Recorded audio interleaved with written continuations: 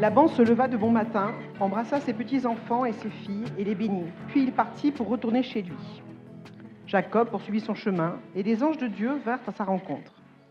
À leur vue, Jacob dit « C'est le camp de Dieu » et il appela cet endroit Mahanaïm.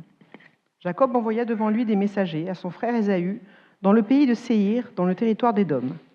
Il leur donna cet ordre « Vous transmettrez ce message à mon seigneur Ésaü.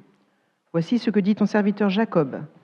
J'ai séjourné chez Laban et j'y suis resté jusqu'à maintenant. J'ai des bœufs, des ânes, des brebis, des serviteurs et des servantes. Et j'envoie des messagers te l'annoncer, mon Seigneur, pour trouver grâce à tes yeux. » Les messagers revinrent vers Jacob en disant « Nous sommes allés trouver ton frère Ésaü. Il marche à ta rencontre avec 400 hommes. » Jacob fut très effrayé et saisi d'angoisse. Il partagea en 2 camps ceux qui étaient avec lui, les brebis, les bœufs et les chameaux. Il se disait « Si Ésaü attaque l'un des camps et le bat, le camp qui restera pourra se sauver. » Jacob dit « Dieu de mon grand-père Abraham, Dieu de mon père Isaac, Éternel, toi qui m'as dit « Retourne dans ton pays, dans ton lieu de naissance, et je te ferai du bien. Je suis trop petit pour toutes les grâces et pour toute la fidélité dont tu as fait preuve envers moi, ton serviteur. En effet, j'ai passé ce Jourdain avec mon bâton et maintenant, je peux former 2 camps. Délivre-moi de mon frère Ésaü, car j'ai peur. J'ai peur qu'il ne vienne et ne me frappe sans épargner ni la mère, ni les enfants. C'est toi-même qui as dit, je te ferai du bien et je rendrai ta descendance pareille au sable de la mer, si abondant qu'on ne pourra le compter. » C'est à cet endroit-là que Jacob passa la nuit. Il prit dans ce qu'il avait sous la main pour faire un cadeau à son frère Ésaü. 200 chèvres et 20 boucs, 200 brebis et 20 béliers, 30 chamelles avec leurs petits qu'elles allaitaient, 40 vaches et 10 taureaux, 20 ânesses et 10 ânes. Il les remit à ses serviteurs, troupeau par troupeau, séparément. Et il dit à ses serviteurs, « Passez devant moi en laissant un intervalle entre chaque troupeau. » Il donna cet ordre au premier. « Quand mon frère Ésaü te rencontrera et te demandera, « À qui es-tu? Où vas-tu? À qui appartient ce troupeau devant toi ?» Tu répondras, « À ton serviteur Jacob. C'est un cadeau envoyé à mon seigneur Ésaü. Le voici qui vient lui-même derrière nous. » Il donna le même ordre au 2e, au 3e et à tous ceux qui suivaient les troupeaux. « C'est ce message que vous transmettrez à mon seigneur Ésaü quand vous le rencontrerez. Vous annoncerez aussi, ton serviteur Jacob vient derrière nous. » Il se disait en effet, « Je l'apaiserai par ce cadeau qui me précède.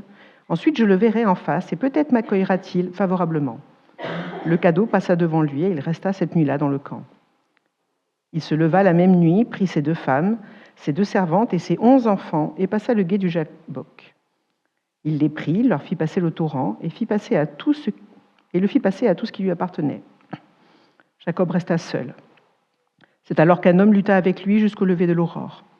Voyant qu'il n'était pas vainqueur contre lui, cet homme le frappa à l'emboîture de la hanche. Celle-ci se déboîta pendant qu'il luttait avec lui. Il dit « Laisse-moi partir, car l'aurore se lève. » Jacob répondit « Je ne te laisserai pas partir avant que tu ne m'aies béni. » Il lui demanda « Quel est ton nom ?» Il répondit « Jacob. » Il ajouta « Ton nom ne sera plus Jacob, mais tu seras appelé Israël, car tu as lutté avec Dieu et avec des hommes, et tu as été vainqueur. » Jacob lui demanda « Révèle-moi donc ton nom. » Il répondit « Pourquoi me demandes-tu mon nom ?» Et il le bénit là. Jacob appela cet endroit Péniel, car il dit « J'ai vu Dieu face à face, et ma vie a été sauvée. » Le soleil se levait. Et le soleil se levait lorsqu'il passa Péniel. Il boitait de la hanche. Voilà pourquoi aujourd'hui encore, les Israélites ne mangent pas le tendon qui est à l'emboîture de la hanche, parce que Dieu frappa Jacob à l'emboîture de la hanche au tendon. Jacob leva les yeux et regarda. Il constata qu'Ésaü arrivait avec 400 hommes. Il répartit les enfants entre Léa, Rachel et les 2 servantes. Il plaça en tête les servantes avec leurs enfants, puis Léa avec ses enfants, puis Rachel avec Joseph. Lui-même passa devant eux et il se prosterna à terre 7 fois jusqu'à ce qu'il soit près de son frère. Ésaü courut à sa rencontre, l'étreignit, se jeta à son cou et l'embrassa, et ils pleurèrent. Ésaü leva les yeux, vit les femmes et les enfants et demanda « Qui sont ceux-là pour toi ?» Jacob répondit « Ce sont les enfants que Dieu a accordés à ton serviteur. » Les servantes s'approchèrent, elles et leurs enfants, et se prosternèrent. Léa et ses enfants s'approchèrent aussi et se prosternèrent. Ensuite, Joseph et Rachel s'approchèrent et se prosternèrent. Ésaü demanda, « À quoi destines-tu tout le camp que j'ai rencontré ?»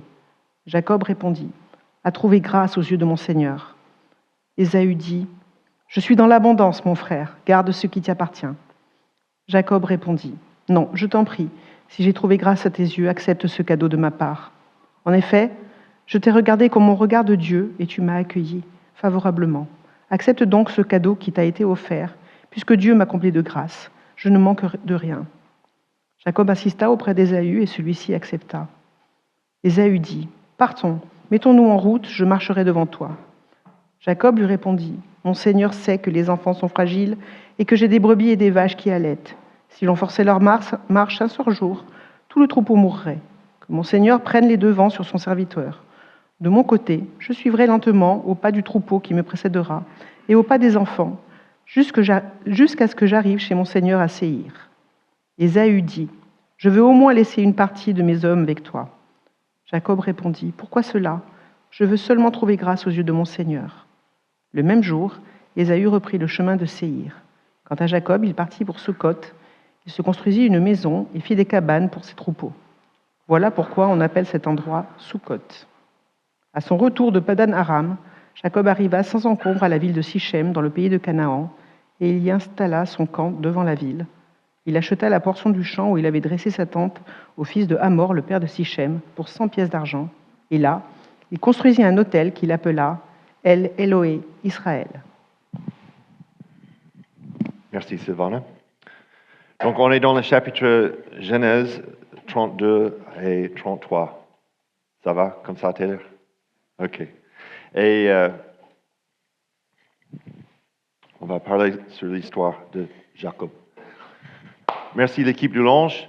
Et ce soir, on va parler de cette histoire. Quand j'ai grandi, j'étais dans une université, j'ai vécu, je pense, 4 ans, dans une fraternité. C'était un dortoir avec 40 gars dans le seul dortoir. Et j'ai partagé une chambre avec mon coloc qui s'appelle Tiji. Et Tiji, chaque semaine, on se retrouvait souvent, les 40 gars, et on a discuté des choses très importantes. Qu'est-ce que c'est la prochaine sortie, par exemple? Des projets pour aider les gens, ça c'était important. Aussi des sports et aussi des trucs à régler, comme comment on peut éviter de ne pas mettre le feu à la maison ou de ne pas l'onder, parce qu'on a fait pas mal de bêtises à cette époque-là. Et je pense j'ai trouvé la solution pour le prochain AG. Quand ça chauffait entre nous, on a fait la lutte. Voilà. Et c'était difficile quelquefois. Donc, on a fait la lutte pour trouver la solution. Mon coloc, Tiji, il était moitié de ma taille.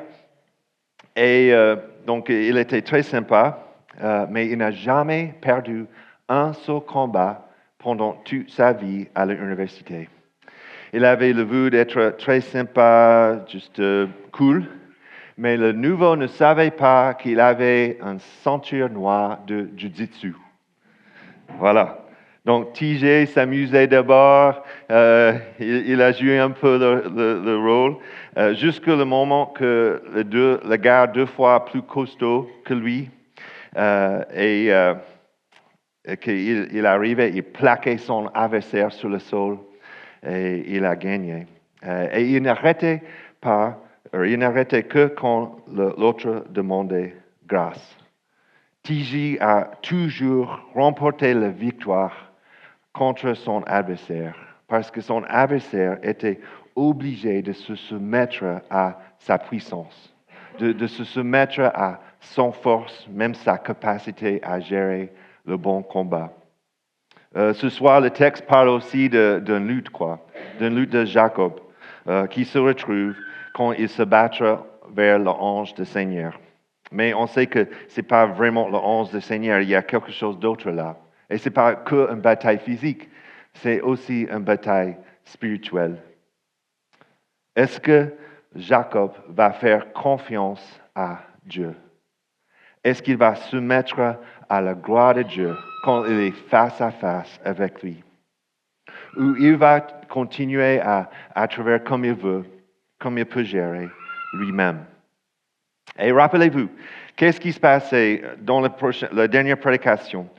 Quand Jacob il quitte Canaan pour aller chercher une femme, qu'est-ce qu'il a fait? Jacob fait un rêve bizarre où il y avait une échelle qui descend, un Dieu qui descend sur la terre. Et qu'est-ce qu'il a dit au chapitre 28, verset 20? Si Dieu est avec moi et me garde pendant mon voyage, s'il me donne du pain à manger et des habits à mettre, et si je reviens dans la paix chez mon Père, alors l'Éternel sera mon Dieu. Quand Jacob est parti, il est parti avec toutes ses expériences. Il avait cet frère qui avait un contre lui.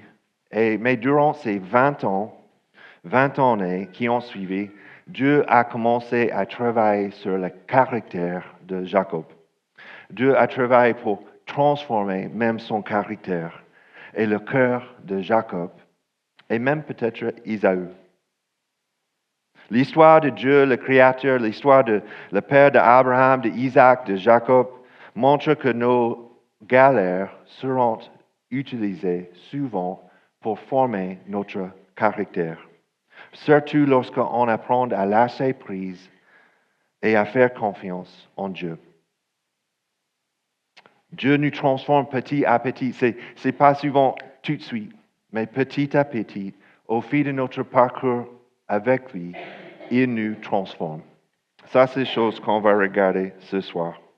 C'est dans nos limites, c'est dans nos erreurs, c'est dans notre vie quotidienne que Dieu nous transforme notre caractère. Pas parce que l'on mérite, mais simplement parce qu'il nous aime. Quand on est faible, il est fort. Quand on est petit, il est plus grand. Et ça, c'est pourquoi on loue notre Dieu Seigneur. Servir Dieu, c'est pas d'abord s'améliorer soi-même, mais de laisser transformer notre vie, même quand on se sent fragile ou même perdu. Donc, ce soir, on voit que Dieu transforme notre caractère, même dans notre lutte avec lui, afin qu'on puisse avancer et le servir, même en boitant. Donc, la première partie, c'est Dieu transforme notre caractère, même dans notre lutte avec lui. Et souvent, c'est à cause de notre péché. Ce qu'on a lu, chapitre 32, versets 1 à 6. Il y avait un passé, n'est-ce pas? Jacob a fait de bêtises. On a regardé. Pour rentrer chez lui, Jacob doit rentrer et il doit revoir Ésaü. Et la dernière fois qu'il a vu Ésaü a vu carrément rendre compte, carrément lui régler son compte. Donc il y avait un problème là. Versets 5 à 6, Jacob envoie ses messagers avec des cadeaux et à son seigneur Ésaü pour trouver grâce à lui. Il me semble que c'est important à noter qu'est-ce qu'il a dit?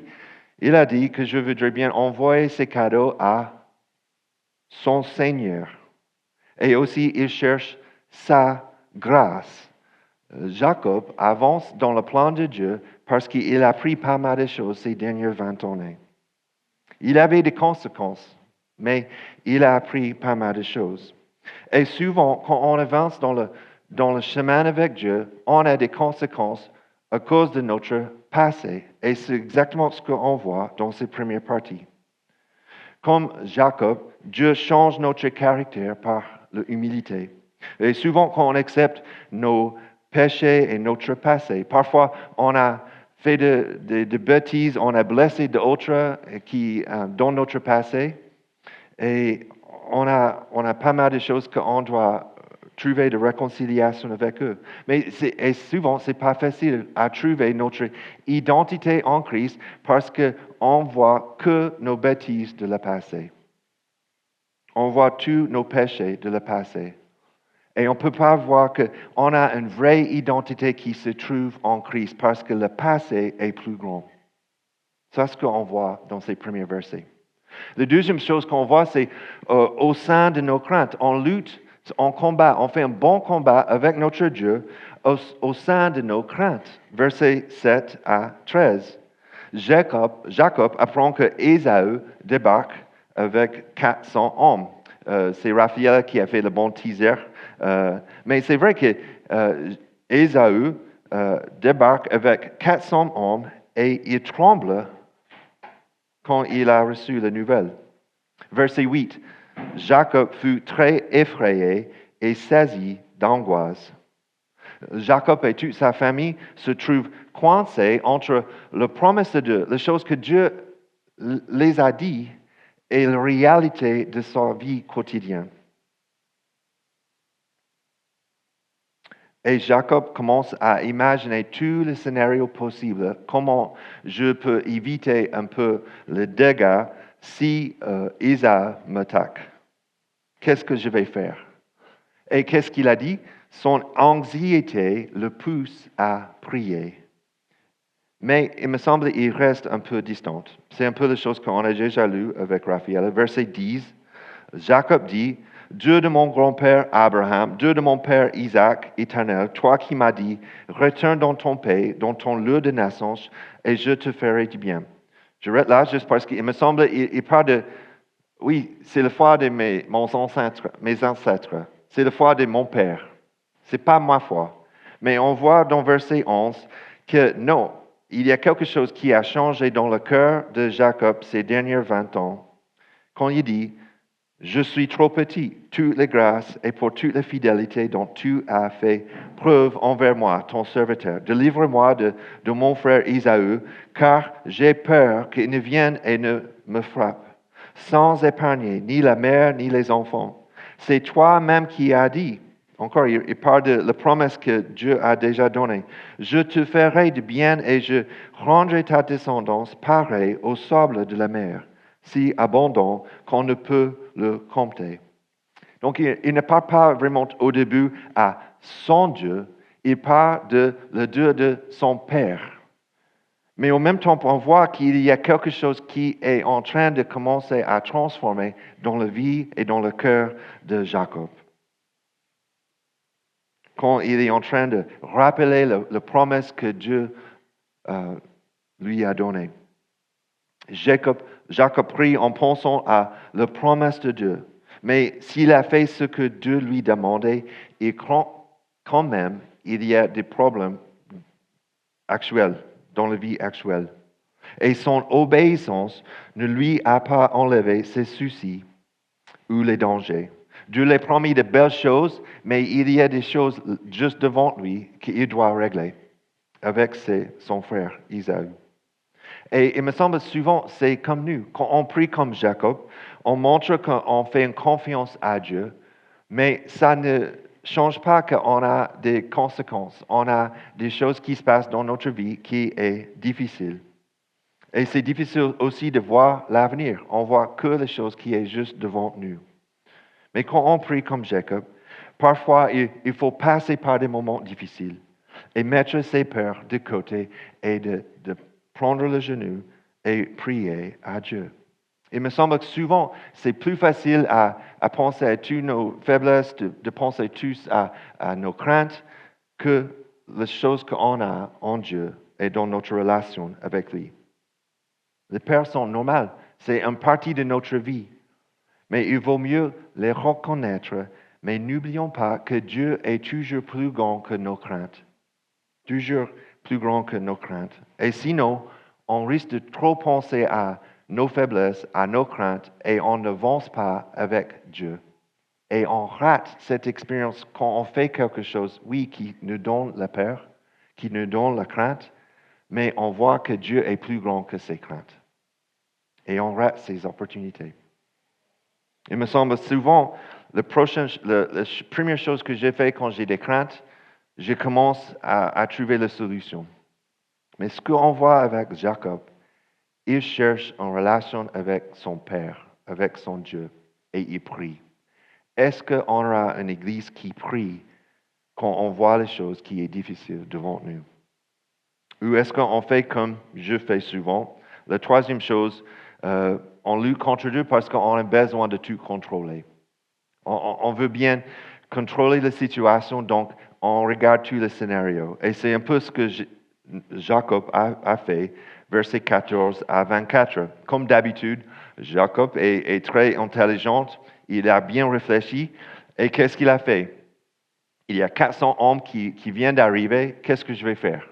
Première chose, il envoie d'abord tous ces animaux. Pourquoi?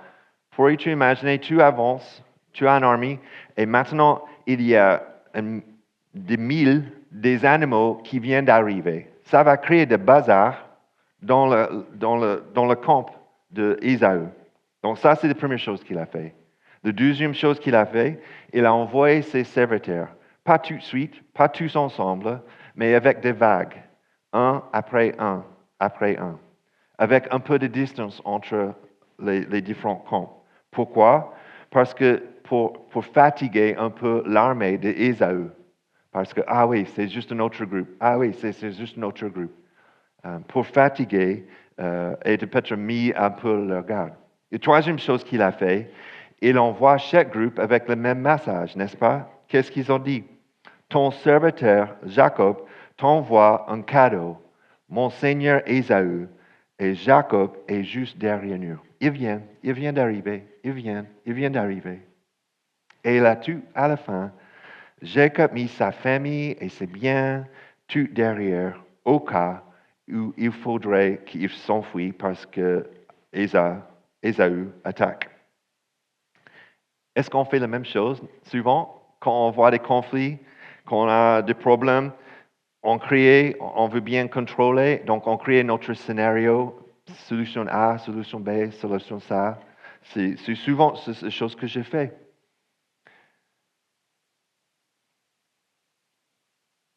Mais souvent, on ne trouve pas notre solution dans la prière. Et souvent, on veut essayer de garder cette contrôle nous-mêmes. Et même de peut-être changer le résultat par notre force même. Je ne sais pas si tu as fait ce truc de elle-même un peu, beaucoup, passionnément, à la folie et pas du tout.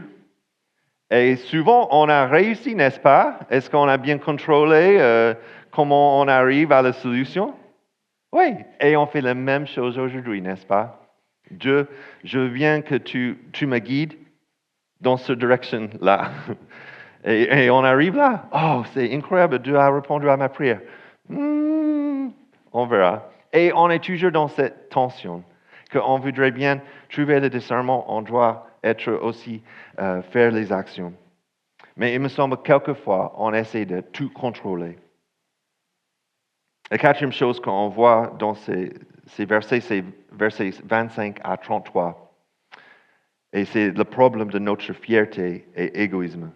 Jacob se retrouve tout seul et tombe sur l'ange du Seigneur. Et ça, c'est vraiment pour moi l'image centrale de ce texte. Ce n'est pas juste un combat physique, c'est quelque chose de spirituel, c'est quelque chose qui part de l'intérieur de Jacob. Et en réalité, c'est plutôt une lutte intérieure, ce n'est pas une lutte physique, ce n'est pas Tiji qui combat avec son ceinture noire. Non, c'est Dieu qui combat Jacob. Est-ce que Jacob va enfin laisser Dieu prendre le contrôle de sa vie? Est-ce que Jacob va continuer à tout vouloir contrôler la situation lui-même? Et Jacob, c'est son caractère, il insiste quoi? Il insiste, je veux mon bénédiction, je veux mon bénédiction. Il insiste. Et ce qu'on voit dans ce texte et ce qu'on voit dans les autres textes souvent, l'ange a répondu et il a changé le nom de Jacob. Et Jacob est devenu pas quelqu'un qui parle de la rusée ou quelqu'un qui parle de la tromperie ou le manqueur, mais maintenant il est devenu Israël, qui ça veut dire une lutte avec Dieu et les humains quand s'en sortent. Ça veut dire qu'il a été face à face à Dieu et il est sorti, et même avec les humains. Donc ça marque quelque chose dans la vie de Jacob. Jacob comprend qu'à ce moment-là, en fait, ce n'est pas un combat entre juste quelqu'un, ce n'est pas un étranger là, ça c'est Dieu lui-même. Et qu'est-ce qu'il a dit? Verset 31. J'ai vu Dieu face à face à ma vie a été sauvé.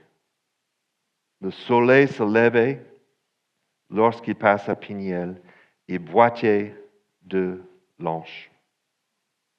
Cette rencontre, c'était marquant pour Jacob, parce que pour la première fois, il me semble, même après ses 20 années avec Laban, avec sa famille, c'est à ce moment-là qu'il rend humble devant face à face la gloire de Dieu. Et il a bien compris, ah oui, il est mon Dieu. Ce n'est pas le Dieu de mon père, il est mon Dieu. Est-ce qu'il a changé son caractère tout de suite? Non. Et je trouve que c'est intéressant parce que dans les autres histoires, on voit Abraham est devenu Abraham. Et ce qu'on voit dans la Bible, souvent, après, c'est Abraham, Abraham, Abraham, Abraham. Qu'est-ce qu'on voit avec Jacob est devenu Israël, mais souvent, après, qu'est-ce qu'on voit? Il utilise Israël, quelquefois, il utilise Jacob. Il me semble qu'on est comme ça, n'est-ce pas?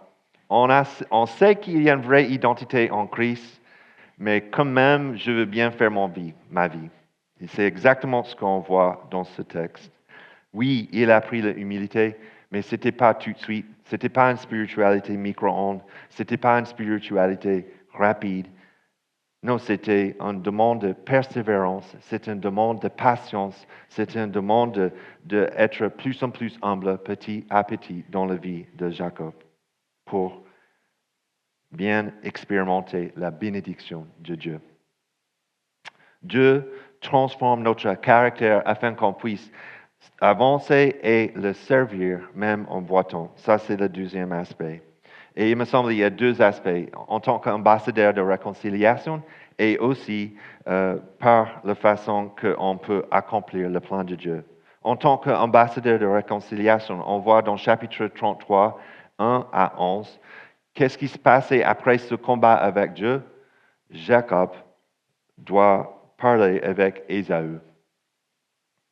Donc, quand il voit Ésaü, il n'a pas changé tout son caractère parce que qu'est-ce qu'il a fait?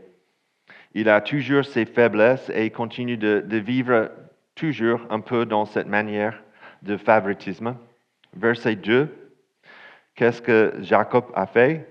Il plaçait en tête les serviteurs avant leurs enfants. Donc, c'est les personnes pas du tout importantes pour lui. Puis, Léa, avec ses enfants, c'est la femme qu'il n'aimait pas.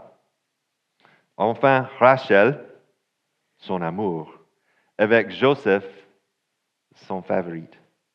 Donc, oui, il y a toujours des faiblesses là dans la vie de Jacob.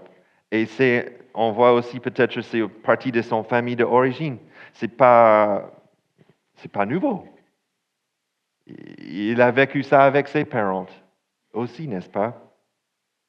Mais Jacob mis à sa famille à l'abri, les choses qu'il a changées, il a pris un peu le courage parce que c'était lui qui était devant quand il a rencontré son frère.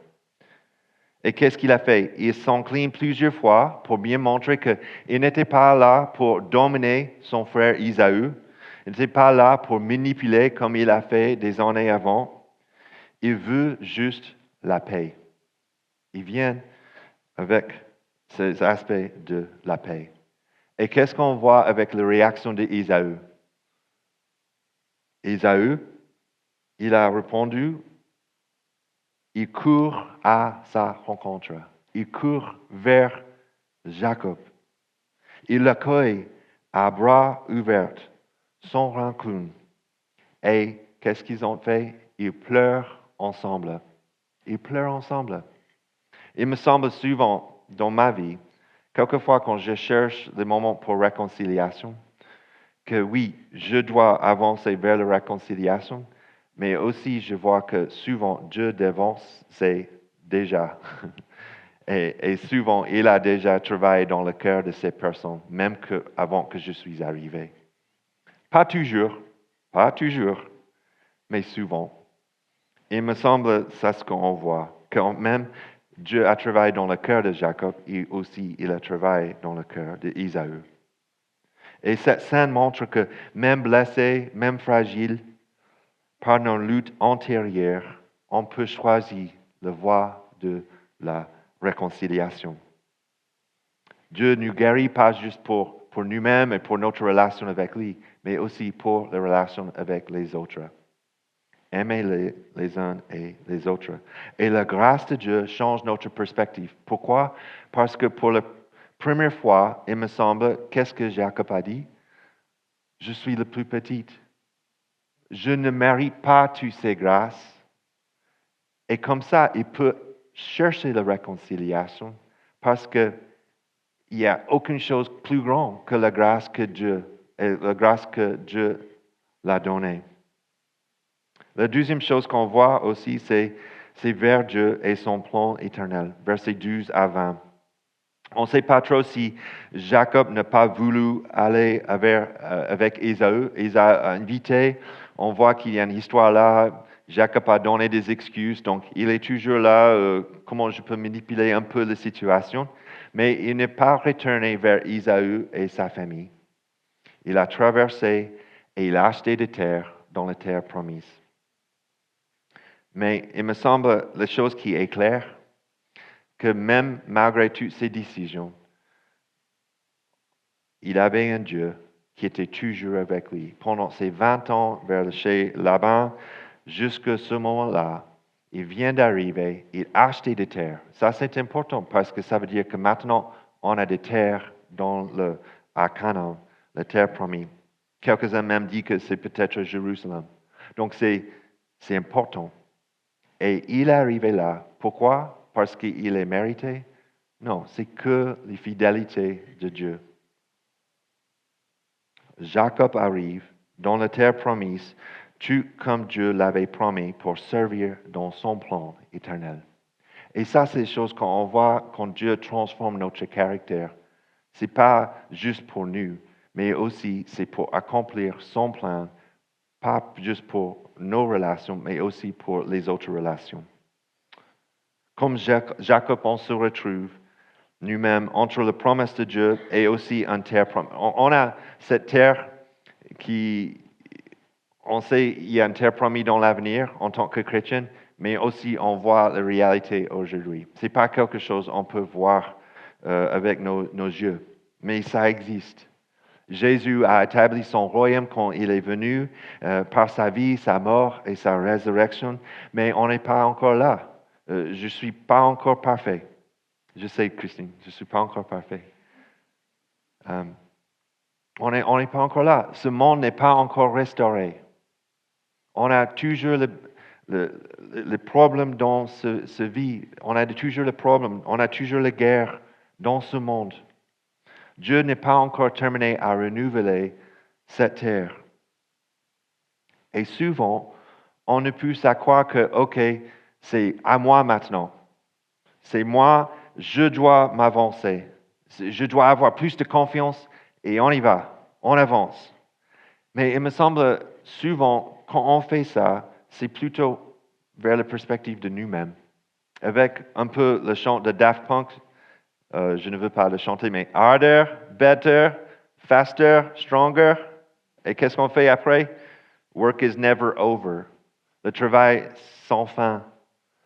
Et même en tant que chrétien, on fait la même chose, n'est-ce pas? On croit que l'évangile est plus grand, mais on est toujours en train de travailler pour notre grâce que Dieu nous a donnée. L'autre aspect, c'est souvent on pense que notre passé est plus grand, notre fragilité est plus grande, nos faiblesses sont plus grandes, et on est trop focalisé sur toutes nos faiblesses qu'on ne peut pas avancer dans le plan de Dieu et accomplir son plan parce qu'on regarde nous-mêmes. Et on n'avance pas parce qu'on ne voit pas la bénédiction que Dieu nous a donnée dans l'avenir.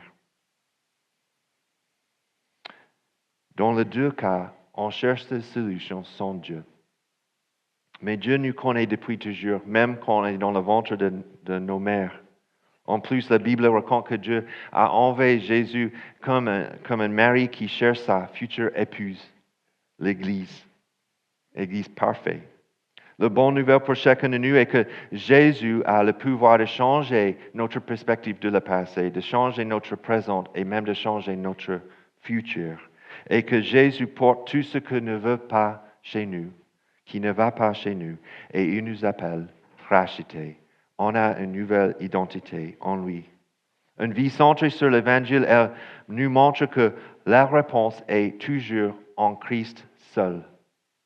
Ce n'est pas quelque chose que on doit mériter, mais on ne mérite pas que Christ.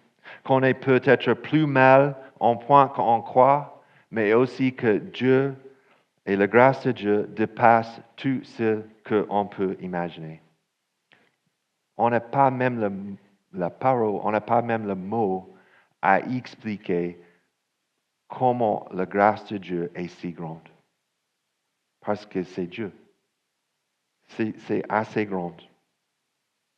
Mais il nous prépare, il nous transforme dans cette vie-là pour cette future vie. Et il nous transforme. Il transforme notre caractère dans la galère de la vie aujourd'hui pour son plan éternel. Grâce à l'Évangile, Dieu transforme notre caractère, même dans notre lutte avec lui, qu'on puisse avancer et le servir, même en boitant. Même en boitant. Donc, avant la prière en commun et le Saint-Saint, je voudrais aussi partager ce texte qu'on a lu cette semaine dans notre groupe de croissance. Et il parle de la Saint-Saint, mais je pense qu'on n'a jamais utilisé pour le Saint-Saint. C'est 1 Corinthiens chapitre 10, versets 14 à 17. Verset 14, c'est pourquoi, mes bien-aimés, fuyez l'idolâtrie. Je vous parle comme à des personnes intelligentes. Jugez vous-même de ce que je dis. Tim Keller a dit, un idole, c'est tout ce qui prend plus d'importance dans ta vie que Dieu. C'est ce qui occupe ton cœur, ton esprit, plus que Dieu. C'est tout ce que tu cherches pour obtenir ce que Dieu peut te donner. Si quelque chose devient tellement essentiel et central à ta vie et que tu ne pourrais plus vivre selon cette chose-là, alors ça c'est une idole. Qu'est-ce que c'est le bon combat pour nous? Le bon combat, c'est que je vois mon passé et je veux bien remplir ce passé par quelque chose qui ne vient pas de Dieu. Je vois mes craintes et je veux remplacer ces craintes par quelque chose qui ne vient pas de l'Évangile. Je vois le besoin de tout contrôler et je viens remplacer ces choses par quelque chose qui ne vient pas du sang de Jésus-Christ. Je vois toutes ces choses de mon égoïsme et je pense que c'est par mon confiance et mes dons et toutes mes forces que je peux mériter la grâce de Dieu. L'Évangile, ça veut dire que non, c'est que Christ. C'est que Christ. Et qu'est-ce qu'il dit, verset 16? Le coupe de bénédiction que nous bénissons n'est-il pas la communion au sang de Christ? Le pain que nous rompons n'est-il pas la communion au corps de Christ? Puisqu'il y a un seul pain, nous qui sommes nombreux, nous formons un seul corps, car nous participons tous à un même pain. Oui, on a chacun des faiblesses, on a chacun des forces, mais il est en train de construire son propre Église pour son propre moyen, pour son propre plan. Et on a des dons spirituels, on a toutes ces choses. Ça, c'est quelque chose qu'on a regardé ce matin dans nos formations engagées. Mais il nous invite à participer pour accomplir son plan éternel. Quelle bénédiction pour nous. Donc ce soir, on va répondre on va répondre en prière en commun sur la prédication. Mais aussi, on va faire le Saint-Saint juste après. Si vous croyez en Jésus-Christ comme votre Sauveur, vous êtes invités à prendre le Saint-Saint ce soir. Aussi, on va chanter une nouvelle chante et je vous invite à chanter avec nous si vous connaissez. Sinon, vous pouvez écouter et puis vous pouvez nous rejoindre à la fin. Qu'est-ce que c'est la bonne nouvelle? Blessé, ça veut dire en boitant. Béni, humble et pardonné. L'amour fidèle de Dieu nous donne un avenir et nous équipe pour servir dans son royaume, pour son Église, en Christ, ensemble, en avant. Donc je vous invite à prier et puis on va prendre le Saint-Saint. Prions.